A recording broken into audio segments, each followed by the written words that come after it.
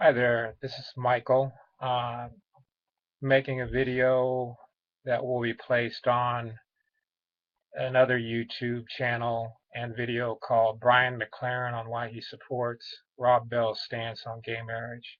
So in case Brian or Reverend McLaren, since we haven't met, I think it's proper to call a person by the proper name before you've met them or talked with them. I've never communicated with them. So Reverend McLaren is now following Rob Bell's stance on gay marriage. I am going to present to Brian and to his followers, which of course is what Christianity is about, leader and his followers, uh, reasons why this stance is in error, and to do so in a respectful manner.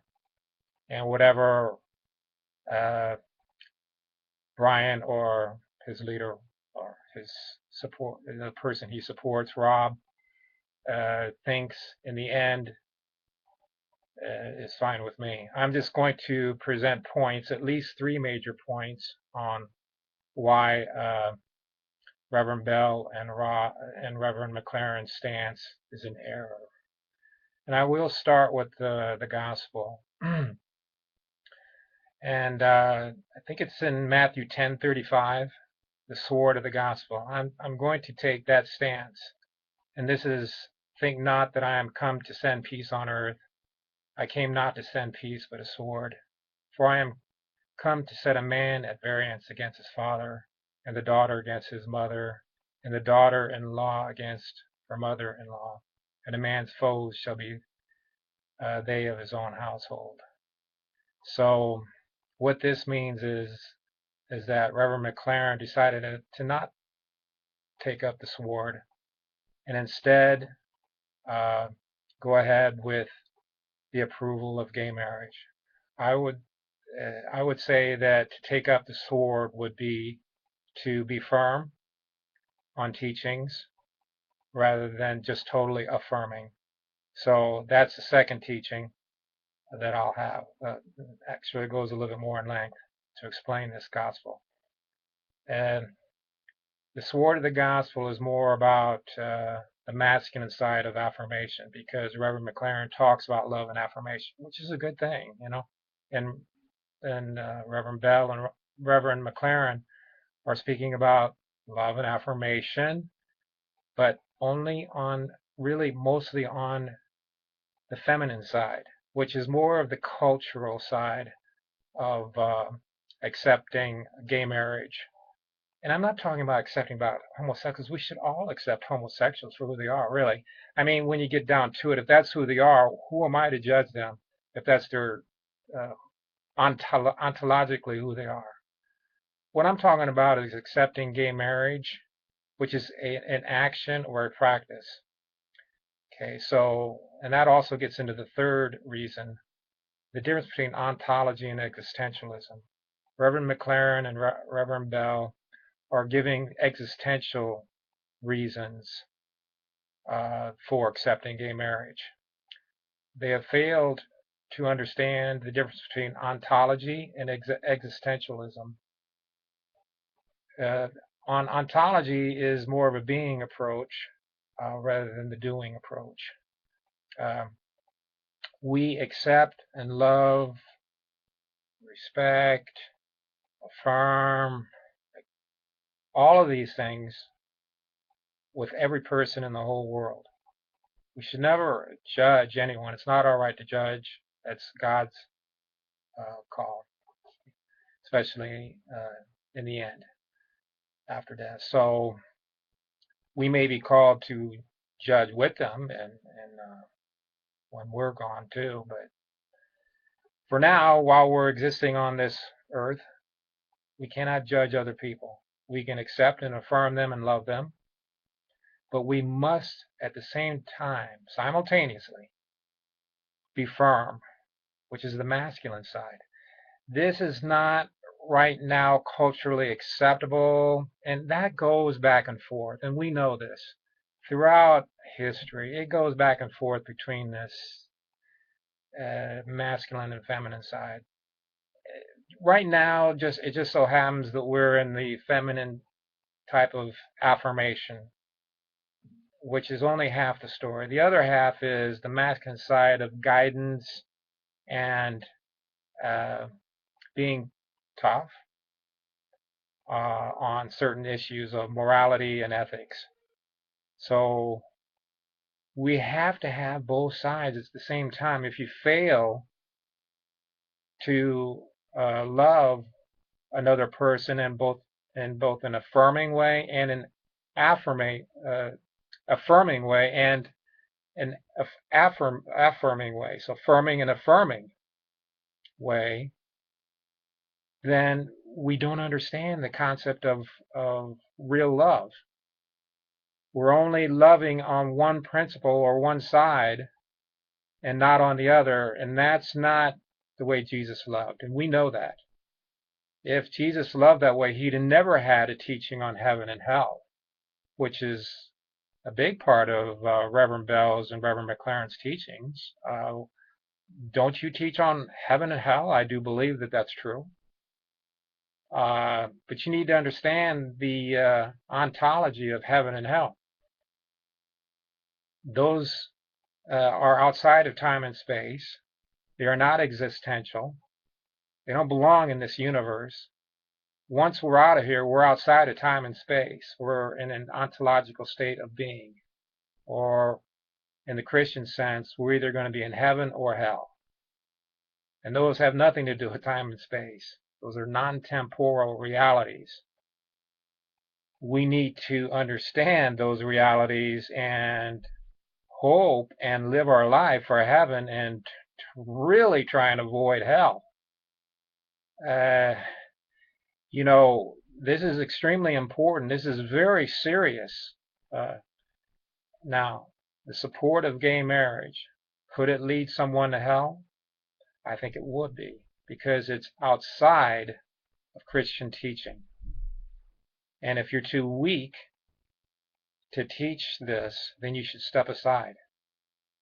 Right? I'm sorry, but you're a leader and you have to be very careful about this. Or immediately repent and understand that there is the masculine side of being firm. Take up the sword of the gospel and do not drop that sword. It's your duty as a pastor, both of you, Reverend Bell and Reverend McLaren, to take up that sword and not let this culture of over-feminine love or affirming only rule your own mentalities so that you just go along with it, and then, yeah, you can go on your speaking tours, blah, blah, blah. Come on. You're losing some people in your fold who really do need guidance. And you're probably, if not outwardly, then internally understanding you're gaining some people in your fold who support you in this. And you're really going in the wrong way. That's not how you build church. You need to build church on a true, affirming, and firming church, which is a foundation of Christianity. You're not building that foundation right now. That requires repentance. And is it never too late? Of course it's never too late. What I would recommend for you, both of you pastors, is to truly reflect on the real meaning, the true meaning of love, as Jesus expressed it, in both affirming and an affirming way. So both types of love. We know that he did this. So why don't you do it? That's a question I need to ask. You're a follower of Jesus Christ. So firm and affirm. And also, you need to do a philosophical study or a theistic study on ontology, because there is such a thing as theistic ontology. The Bible is great, but we can have a greater, a deeper understanding of biblical teaching with a greater understanding of ontology itself. Where do you get this teaching? The Bible hints at it all the time. The Bible is essentially an existential, experiential writing on what happened in this world, on how we got to be here. But it doesn't really explain why, okay? Ontology does. Now, if you want to know more about that, we can discuss it. That's fine. Because this is hard to find through the Bible. The Bible just hints a lot at it. There's some certain scriptures in there that do in it ontology as a primary source of a foundational teaching for pastors. I highly recommend you go into that, because there's a lot of mistakes being made, even with the regard of homosexuality. We should not judge the ontology of the person, but we always must guide and judge the actions of whether they're right or wrong. That's the existential side. So really, if we truly had a great understanding of ontology and existentialist thinking and the difference between the two, you would find that everything else would flow much easier, instead of being so confused about this and agonizing over whether you should accept gay marriage, which I know you did. But you chose the cultural path. All right, well, I'm not going to say anything more. I will say that that's an errant path. It's up to you. If you wanted to reply to me, get to know me, I would be willing to get to be friends or be going down a very friendly path in this discussion. But really, you must think about what I'm saying here. Read the biblical Sword of the Gospel passage again and reflect on it and see, why did Jesus say that? Okay? And then think about these issues of the two types of love, the feminine and masculine. Feminine is affirming and the masculine is affirming. And then let's have some serious talks on philosophy and metaphysics, teleology, ontological theism, because really those you have to master before you make such statements. Otherwise, you could be leading a lot of people down yourself and everybody else down a wrong path. So be very careful when you make statements on whether you agree with gay marriage or not. Your foundation needs to be ultra rock solid before you say anything, make any type of statements, whether it's pro or for. You have not looked into this that strong. I highly recommend that you do. And anyone else watching this video, if you wanted to ask me any questions on some of these subjects, that's fine. You can personally message me. I've got more time than you do to answer some people, rather than what Reverend Bell or Reverend McLaren could do. They say even on their websites, there's just no way they can answer all these. But there are deeper teachings, not new, just deeper biblical teachings that need to be explored before you go down these paths. And then make your decision. Then make your decision. But don't do it until you explore everything. You haven't. I don't know whether it's a failure of the divinity positions, the doctorate of divinity schools you've gone to, or theology or whatever. I don't know. I am just a married person, 3 kids. I work a lot. I do read. I've studied some philosophy, theology, ontology, teleology, things like that. But I'm not saying that I've got a doctorate of divinity. So, use those foundations to your advantage and deepen them. But be careful before you make cultural statements like this, because it could be the wrong move. Deepen your own faith first. I hope that this video has been respectful. I really disagree with people who attack, and if I have made you feel, Reverend McLaren or Reverend Bell, rather uncomfortable, well then I hope it didn't go beyond that.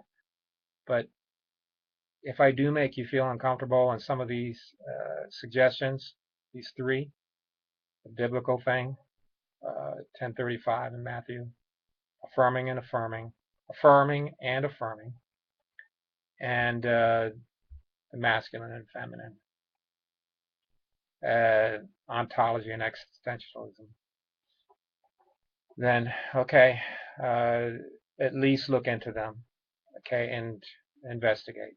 That's all I ask. I ask for conversation ongoing.